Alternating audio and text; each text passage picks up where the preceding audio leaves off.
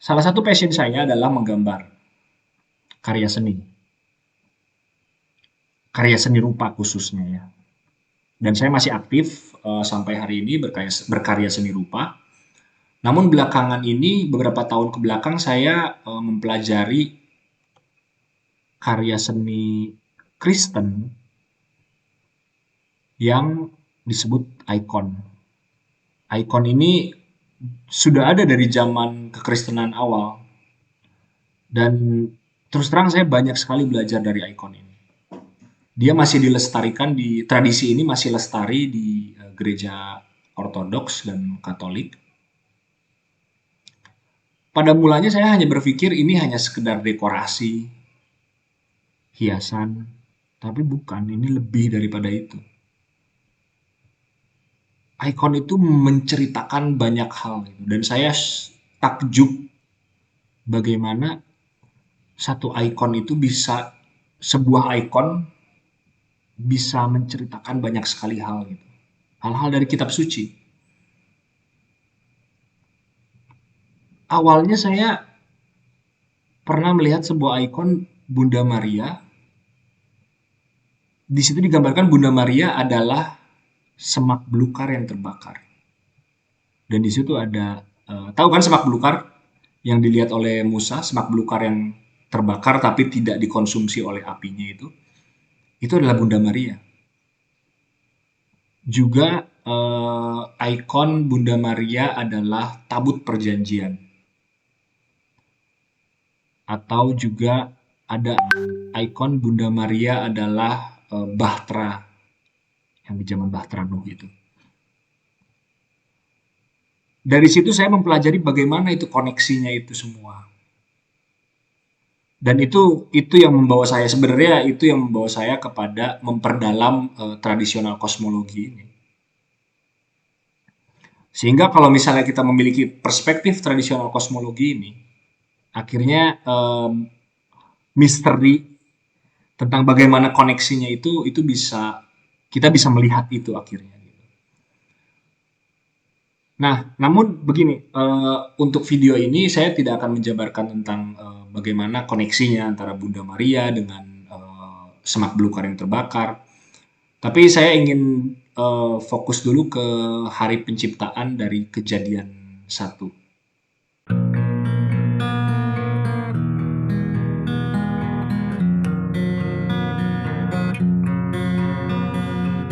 Saya Gideon Partogi.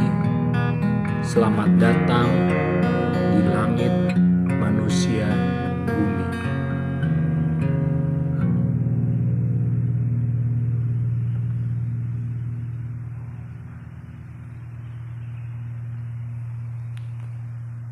Di video ini saya tidak ingin menjelaskan tentang teologi atau ilmu tentang Tuhan. Karena saya sama sekali tidak memiliki kapasitas untuk menjelaskan teologi dan sudah banyak agamawan-agamawan yang bisa menjelaskan Tuhan gitu. Uh, saya sebenarnya di sini ingin fokus ke Tuhan dalam level pengalaman manusia dan kacamata yang digunakan oleh manusia pada saat itu adalah uh, tradisional kosmologi. Jadi silakan simpan dulu kacamata modernnya dan kita coba masuk ke alam pikiran nenek moyang kita, masuk ke alam pikiran tradisional kosmologi. Sehingga membaca teks kitab suci, teks tradisional itu menjadi bisa lebih eh, kita lebih bisa memetik banyak buahnya gitu dari teks-teks tersebut gitu. Tentu saja sangat baik kalau kita memulai ini dari eh, awal penciptaan, dari kisah di mana semuanya ini berawal. Dan kita dapat menemui itu di teks kitab suci Kejadian 1. Teks tersebut mengatakan pada mulanya Allah menciptakan langit dan bumi. Seperti sudah saya katakan, kita simpan dulu perspektif sains yang mengatakan bahwa awal dari semuanya masih teori, awal dari semuanya adalah Big Bang. Jadi kita simpan dulu ilmu-ilmu modern kita dan kita melihat ini menggunakan kacamata kosmologi di mana dikatakan bahwa langit atau surga adalah dunia makna, dunia ide tanpa materi. Dan bumi adalah dunia materi tanpa makna. Dari situ kita sudah bisa melihat hubungannya ya, bahwa bumi itu diangkat sebagai wadah, bumi itu menyediakan wadah untuk diberikan makna gitu. Dan makna termanifestasikan di level materi karena hasil dari joining antara surga dan bumi. Nah, ini adalah merupakan benih dari segala sesuatu. Artinya begini, semuanya yang ada di dunia ini mengikuti pola joining surga dan bumi. Karena ini adalah benih dari segala sesuatu. Surga dan bumi itu bisa kita lihat di segala ciptaannya, dimanapun. Jadi skalanya bisa skala seperti sudah pernah saya jelaskan di video sebelumnya. Skala manusia itu surga dan bumi, skala keluarga laki-laki itu surga, wanita itu bumi, skala komunal ada kepala, ada tubuhnya yang menjalankan perintah atasannya dan juga interkomunal. Jadi semuanya itu bisa dilihat menggunakan perspektif surga dan bumi. Oke, kita masuk ke teks kedua. Bumi belum berbentuk dan kosong, gelap gulita menutupi samudra raya. Nah, dalam tradisional kosmologi,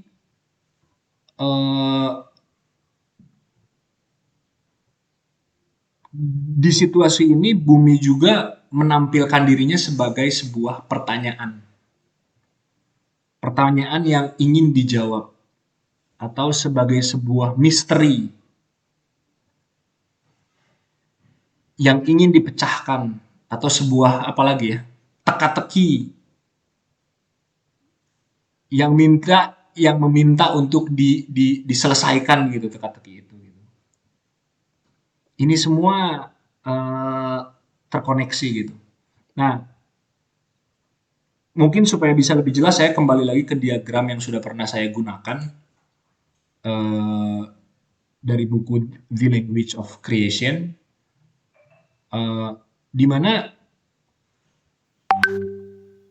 semakin ke bawah, semakin menjauhi makna. Sesuatu itu semakin bukan membingungkan, semakin penuh dengan misteri gitu. Di level paling atas ada kalimat there was light. There was light itu adalah wadah yang paling dekat dengan makna.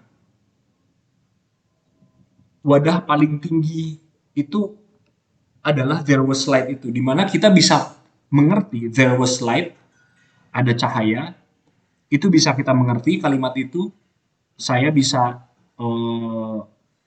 berkata kepada siapapun dan ini orang mengerti gitu. Atau saya sedang makan dalam bahasa Indonesia. Ketika saya mengatakan saya sedang makan, kalimat itu semua bisa mengerti kalimat itu. Dan ada hukum yang mengikat, ada agensi, ada hukum yang mengikat level ini.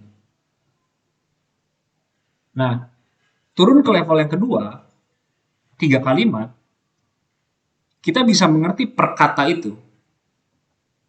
per kata itu kita bisa mengerti. Namun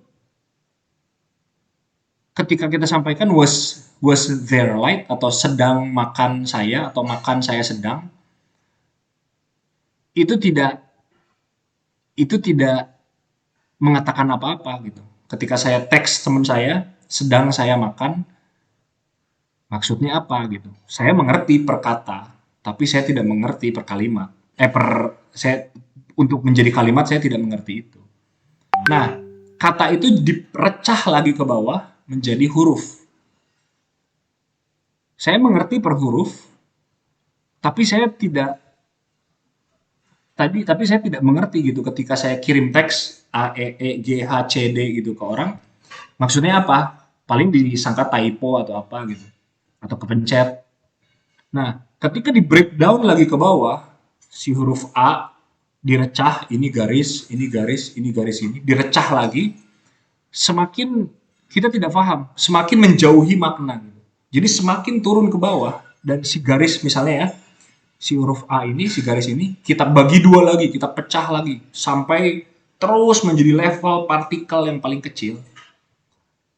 Itu kita semakin tidak mengerti.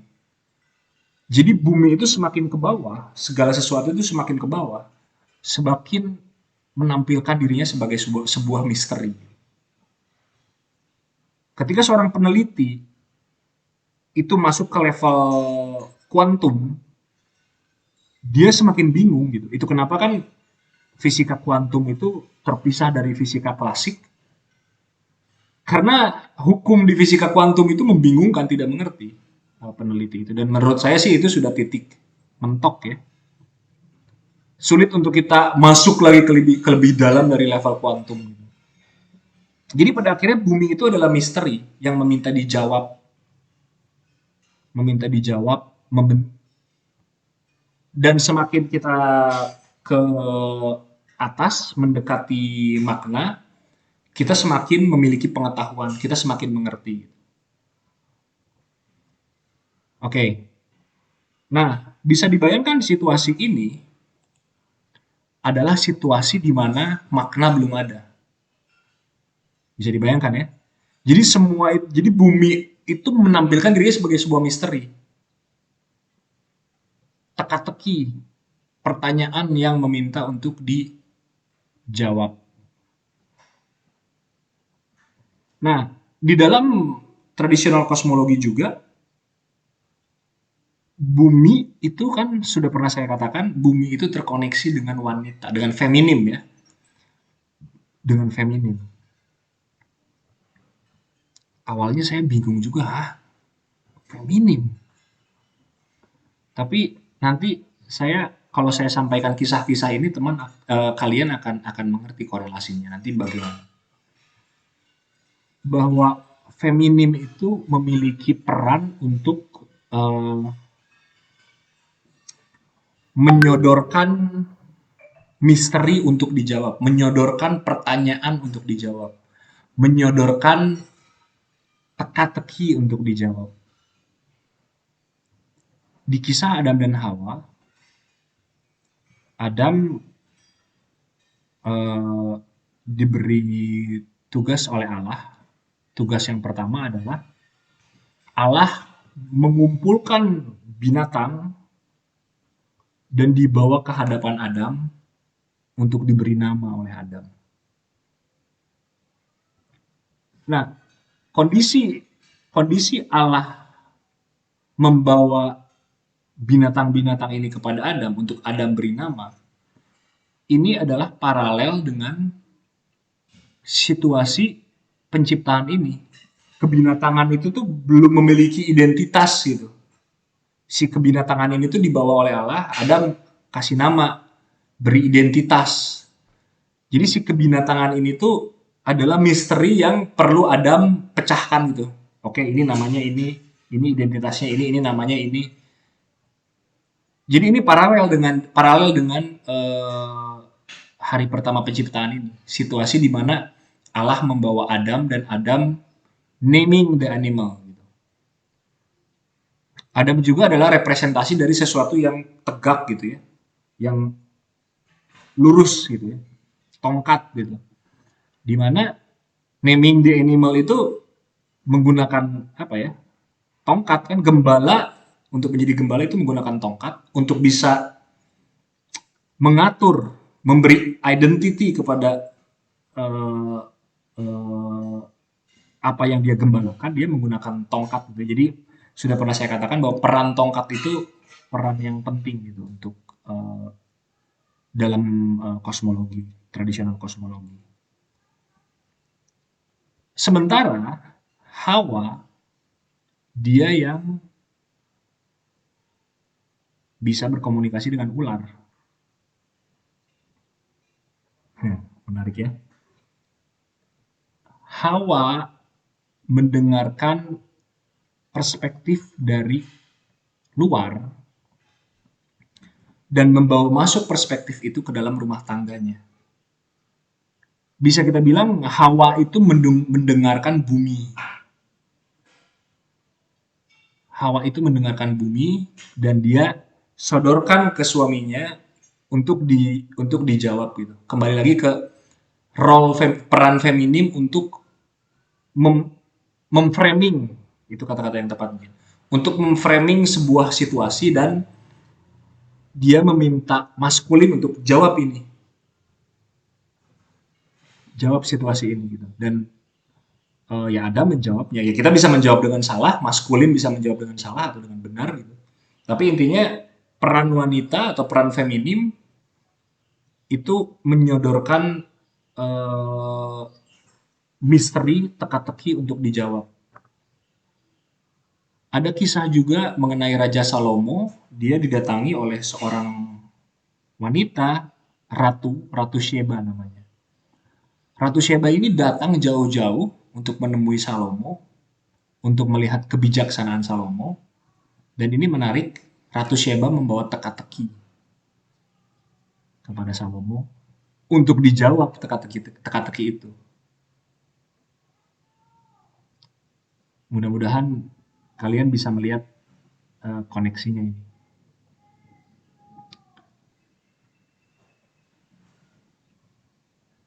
Pernikahan di Kana, Bunda Maria dan Yesus. Situasinya adalah tuan rumah yang mengadakan pernikahan kehabisan anggur, dan situasi ini disodorkan oleh Maria kepada Yesus gitu, di framing. Ini ada masalah ini, jawab masalah ini.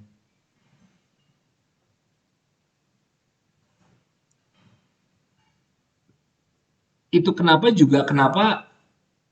gereja itu adalah feminim kan? Bahwa kita itu mempelai wanita, gereja itu.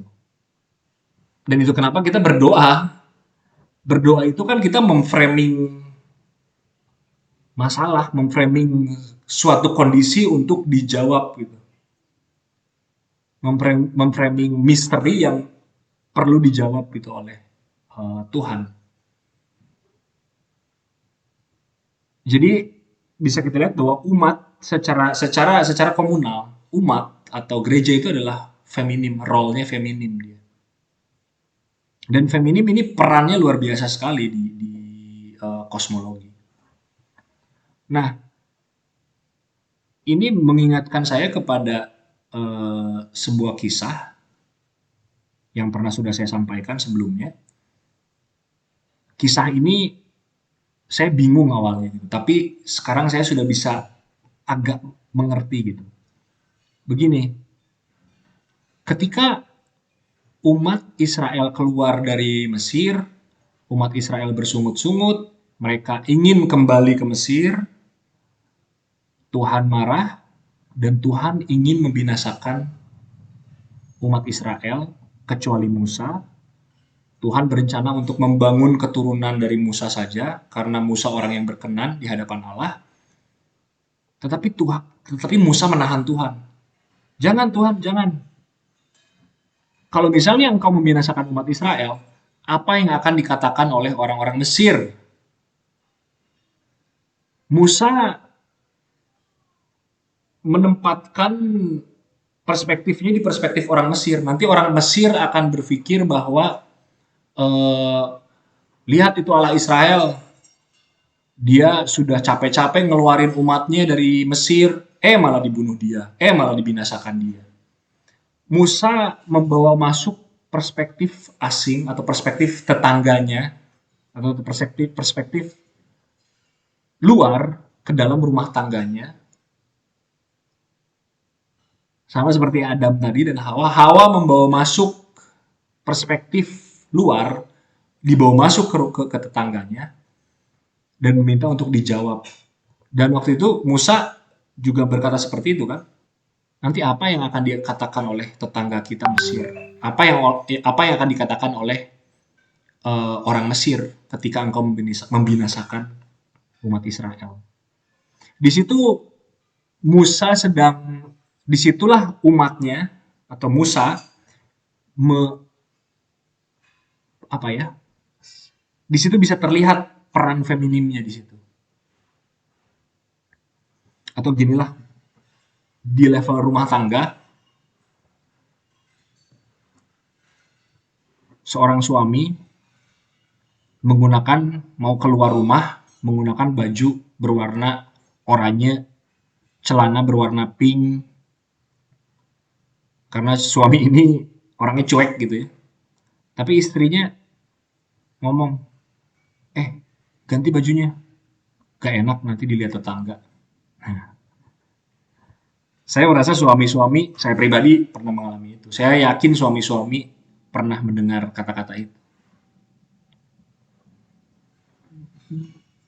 Kita bisa lihat bagaimana feminim itu eh, seperti menempatkan perspektif perspektif asing, dia masukkan ke dalam rumah tangganya. Gitu. Mudah-mudahan kalian bisa melihat koneksinya ya di sini. Nah, jadi bumi di dalam kondisi ini bumi menampilkan dirinya sebagai misteri, pertanyaan, teka-teki, yang minta untuk dijawab gitu. Tapi juga gini teman-teman, dengan framing yang diajukan oleh feminim, ketika maskulin menjawab itu, feminim itu menyediakan apa juga sebetulnya? Arah dia. Dia membuat maskulin jadi memiliki arah. Saya yakin semua tahu olahraga panahan itu, olahraga panah, di mana kan ada targetnya itu yang biasanya bulat, terus ada bulat semakin kecil. Saya yakin semua tahu lah ya olahraga panahan itu. Ketika kita memanah, kita tentu tidak mau memanah ke atas gitu, yang jauh daripada target gitu. Kita ingin mengenai target gitu. Jadi si bulat target itu itulah seperti bayangkan itu seperti feminim gitu.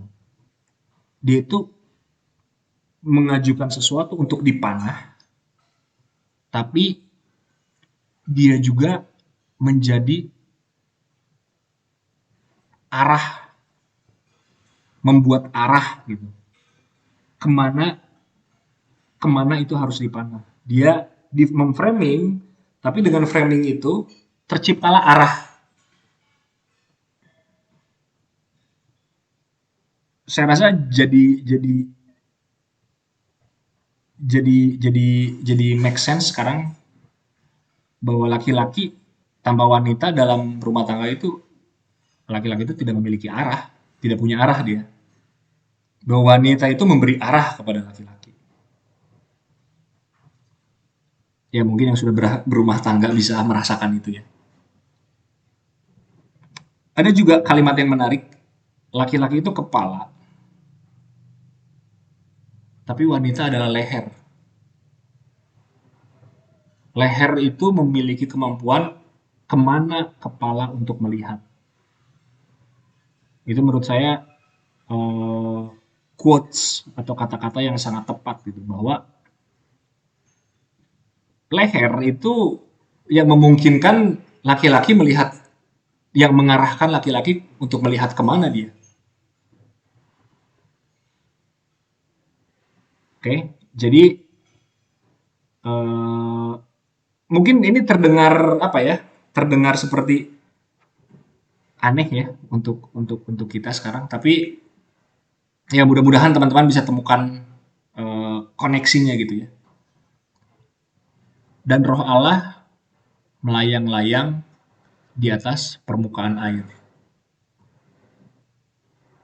Nah, eh, sekali lagi saya tahu bahwa di sini ada penjelasan mengenai teologi di sini ya, ada Trinitas gitu. Tapi saya tidak, sekali lagi sudah ada agamawan yang bisa menjelaskan itu, saya tidak akan masuk ke sana. Nah, roh Allah melayang-layang di atas permukaan air ini, jadi tadi ada surga dan bumi, sekarang ada samudra dan roh Allah. Ada permukaan air dan roh Allah. Roh itu, roh Allah itu surganya dan permukaan air itu seperti buminya. Pola itu masih ada kan, pola surga dan bumi. Nah, roh Allah itu kan sumber kehidupan ya. Roh Allah itu sumber kehidupan. Dan pada level pengalaman manusia, kita kalau tidak bernafas, siapapun di muka bumi ini, roh Allah itu kan the breath of God itu. Seperti angin ini, angin ini. Kita tidak bernafas selama 30 menit ya, kita akan mati, sudah pasti mati. Jadi dari situ bisa kita, oh oke, okay, ada roh Allah gitu. Nah, teks berikutnya,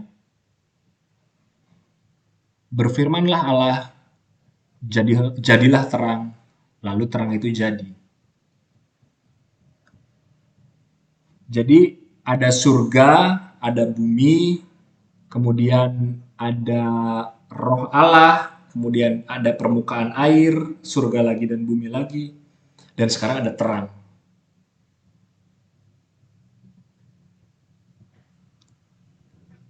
Terang itu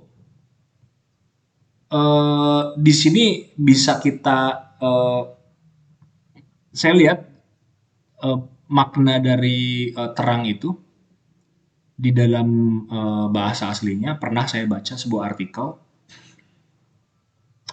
mohon maaf saya lupa menyertakan artikelnya. Tapi intinya terang itu juga bisa kita terkoneksi dengan pengetahuan gitu. Bahwa ketika kita dalam terang, kita sedang ada dalam pengetahuan gitu.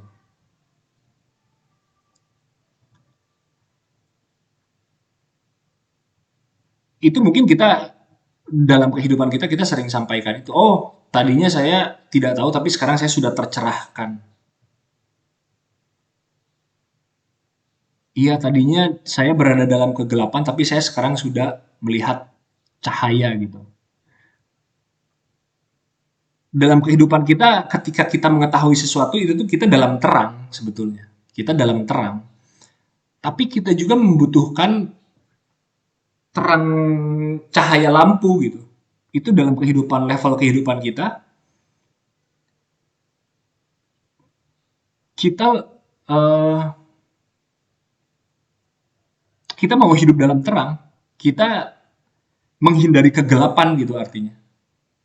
Maksudnya tuh, misalnya di rumah kita ketika malam datang, ya kita menyalakan lampu. Kita ingin hidup dalam terang, karena tanpa terang kita tidak bisa melihat. Itu bukan sebuah metafor, tapi memang begitu. Kita tidak bisa melihat dalam terang. Dalam kegelapan ya kita meraba-raba gitu. Apalagi gelap gulita yang sangat gelap, ya kita tidak bisa melihat, kita akan meraba-raba. Jadi kita ingin hidup dalam terang. Kita membutuhkan cahaya itu untuk bisa melihat.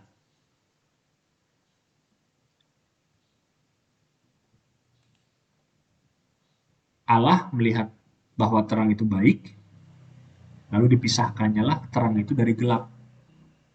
Oke, jadi surga, bumi, roh Allah, air adalah bumi, paralel dengan bumi, kemudian mengecil lagi ke terang dan gelap. Dan terang itu yang baik loh. Baik bukan dalam artian moral ya. Bukan dalam artian moral, tapi baik dalam artian ya baik karena dalam terang kita bisa melihat. Ketika malam kalau tidak ada lampu, gelap gulita, mati lampu, satu area itu mati lampu, kita sulit untuk melihat. Tetapi ketika ada terang ya kita bisa melihat. Dan aktivitas kita di muka bumi ini ya kita memisahkan terang dan gelap gitu. Kondisi kondisi manusia di mana dia memiliki pengetahuan yaitu adalah baik gitu. Bukan dalam kondisi ketika orang tidak tahu apa-apa dia baik, tetapi dalam kondisi dia memiliki pengetahuan. Itu adalah baik. Jadi dalam hidup kita, dalam level pengalaman hidup manusia universal, kita itu melihat bahwa terang itu baik dan kita memisahkan terang dari gelap. Itu ada dalam level pengalaman manusia gitu. Dan uh, pattern ini, pola ini sudah ada dari hari penciptaan. Nah, saya tadi sudah jelaskan bahwa saya suka dengan karya seni ya. Ada saya melihat satu lukisan yang cukup menarik. Eh, ini lukisan eh, buatan Francesco de Holland mengenai penciptaan. Kita bisa lihat di ada air itu di melingkari melingkari apa namanya si bulatan di tengah itu air samudra raya itu. Dan menurut saya cukup menarik, dia menggambarkan seperti ada lubang dan cahaya itu seperti masuk dia ke arah lubang itu gitu. Seperti masuk ke arah lubang itu gitu. Seperti si kegelapan itu meminta untuk diberikan cahaya gitu. Seperti yang tadi saya jelaskan. Ya ini penggambaran yang cukup menarik. Ada tulisan di situ, tulisan kecil, Fiat Lux, jadilah terang itu artinya. Jadilah terang. Dan juga kalau kita lihat di situ ada level terangnya itu berkurang ya. Bisa kita lihat bahwa ada gradasi. Jadi tidak hitam putih gitu, tapi hitam putih, sedikit lebih hitam, sedikit lebih hitam, sedikit lebih hitam lagi, sedikit lebih hitam sampai ke gelap gitu. Jadi ada gradasi warnanya gitu, dari atas ke bawah itu ada gradasi.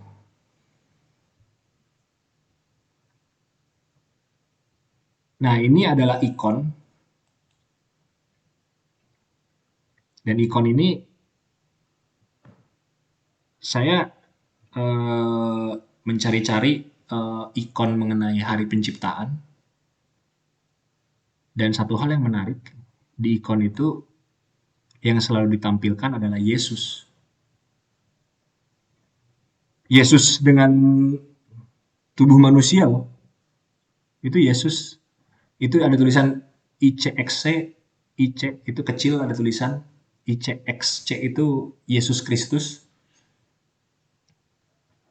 Eh, mungkin tidak akan kita jelaskan sekarang, tapi ada alasannya kenapa Yesus eh, berada di hari penciptaan gitu. Yesus dalam artian Yesus dengan tubuh manusia ya. Tangan kanan kita bisa lihat tangan kanan dan tangan kiri menyimpan eh, memegang gulungan. Kanan dan kiri itu adalah sangat penting di eh, dunia kosmologi, di tradisional kosmologi. Dan tangan yang terbuka, tangan yang tertutup gitu. Itu penting. Eh, Tentu di Indonesia kita masih masih eh, familiar ya dengan penggunaan tangan dan kiri gitu. Ketika kita memberikan menggunakan tangan kiri itu kita tidak sopan. Dan kalau kita track lagi di dunia nenek moyang kita itu sangat penting sekali gitu. Di dunia barat saya rasa kalau kita bertemu dengan orang-orang barat dia sudah tidak peduli mau kasih dengan kiri atau kanan gitu. Dan bersyukur di Indonesia kita masih eh, menjaga itu. Tapi juga baiknya kita mencari tahu gitu kenapa kanan dan kiri itu. Nah, mungkin juga saya tidak akan menjelaskannya sekarang di sini ya, karena kanan dan kiri itu tentang sesuatu yang terbuka dan sesuatu yang tertutup gitu. Itu sangat. Jadi ada hal yang dibukakan, ada hal yang masih misteri, gitu. Ada hal yang masih disimpan, ada hal yang masih ditutup. Nanti juga itu terkoneksi dengan apa? Kanan itu seperti belas kasihan Tuhan dan kiri itu penghakiman. Banyak sekali nanti yang bisa kita perdalam gitu dari ikon eh, yang menggambarkan kanan dan kiri. Oke, ini tadi sudah. Kemudian dan Allah menamai terang itu siang dan gelap itu malam. Jadilah petang dan jadilah pagi. Itulah hari pertama. Nah, tentu kita sering berpikir bahwa ya ada gelap, ada siang dan ada malam itu karena matahari terbit dan matahari tenggelam. Tapi di sini belum ada matahari, belum ada benda langit lah gitu ya. Benda langit nanti diciptakan di hari ke berapa saya lupa. Pokoknya benda langit di sini tidak ada, tapi sudah ada pagi dan petang. Tapi kata-kata jadilah petang dan jadilah pagi ini selalu digambarkan di hari-hari penciptaan gitu. Itu ingin menunjukkan cycle.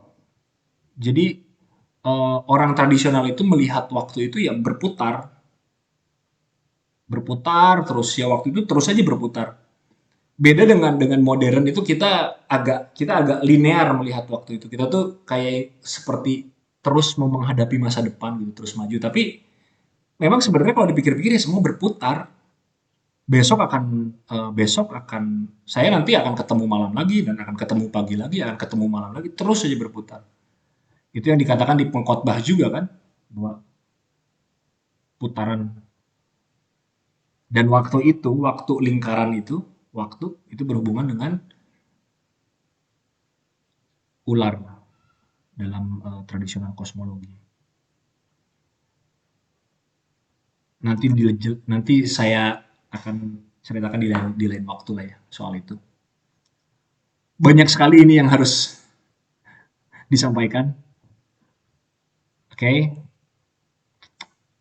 Hari kedua berfirmanlah Allah, jadilah cakrawala di tengah segala air untuk memisahkan air dari air. Jadi di hari kedua ini Allah menciptakan cakrawala di tengah air untuk memisahkan air dari air. Di ayat ketujuh, maka Allah menjadikan cakrawala dan ia memisahkan air yang ada di bawah cakrawala dan air yang ada di atasnya dan jadilah demikian. Nah, pertama kali saya membaca ini, saya nggak tahu teman-teman berpikir seperti yang saya pikirkan atau tidak. Terus tidak dikatakan bahwa tidak ada kata-kata atau tidak ada deklarasi bahwa ini baik. Sementara di penciptaan yang lainnya itu ada. Dan ini Allah ini melihat ini baik, ini baik. Saya terus terang saya mencari-cari kenapa ya di sini tidak ada baik. dikatakan baik. Dan sejujurnya sampai hari ini saya belum belum menemukan seperti eh, jawaban gitu untuk ini. Karena ada juga di hari penciptaan, hari ke apa, hari ketiga ya. Saya lupa, tapi intinya Allah memisahkan daratan dan air, dan itu baik. Itu Allah lihat baik.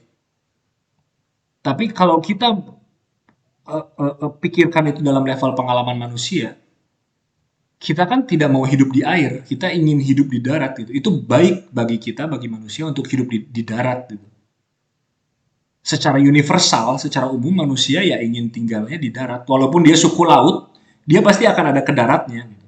Ada sebuah suku laut yang hidup hanya di laut, tapi dia pasti membutuhkan darat gitu. Bahwa pada level pengalaman manusia, paralel gitu apa yang dikatakan di hari penciptaan, bahwa Allah memisahkan daratan dan lautan, dan itu baik. Dan di kehidupan manusia ya memang baik, kita itu memang hidup di darat gitu. Manusia itu tidak ada manusia manusia laut, yang dalam artian dia tinggal di dasar laut. Ya tidak ada ya, memang karena tidak bisa bernafas gitu. Tapi dalam artian kita manusia itu ingin hidup di darat gitu. Secara universal gitu. Nah, bagi saya ini masih masih misteri gitu. Walaupun saya seperti ada apa ya, ada seperti ada punya sedikit feeling atau uh, uh, uh, interpretasi dari penciptaan memisahkan air dengan air ini. Tapi saya belum berani menyampaikannya. Jadi biar saya keep dulu. Kalau teman-teman punya apa, punya sesuatu untuk disampaikan mengenai ini juga silakan di kolom komentar. Tapi bagi saya ini masih satu misteri ini,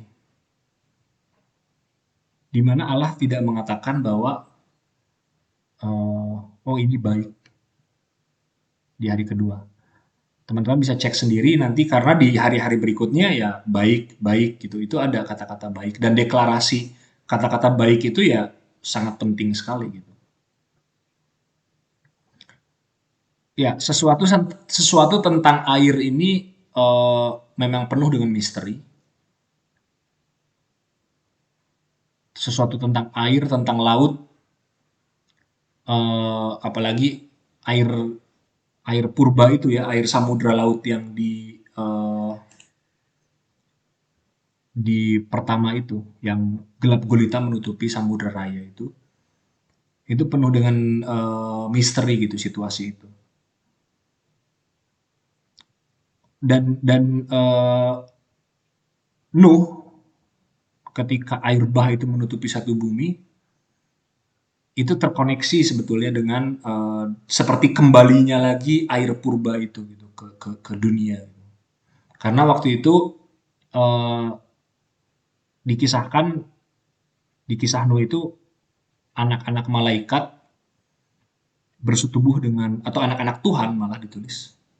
Anak-anak Tuhan itu turun ke bumi bersetubuh dengan wanita, sehingga menciptakan manusia-manusia hybrid gitu. Manusia-manusia hybrid, manusia-manusia antara manusia-manusia yang dilahirkan dari malaikat menikah dengan manusia, sehingga menciptakan manusia-manusia yang hybrid, membingungkan. Dan akhirnya air purba ini, samudra raya purba ini kembali lagi di zaman Nuh ini. Eh, atau disebutnya, si malaikat-malaikat itu disebutnya the watcher, the watcher, watcher, ya, the watcher. Sebenarnya detail-detail tentang kisah itu ada di kitab Henok ya. Ya, teman-teman bisa cari sendiri, tapi lain waktu kita akan bahas itu. Nah, intinya akhir dari video ini adalah saya meninggalkan misteri juga, pertanyaan gitu. Kenapa di hari kedua tidak dikatakan bahwa baik ya ketika Allah menjadikan cakrawala yang memisahkan air dengan air?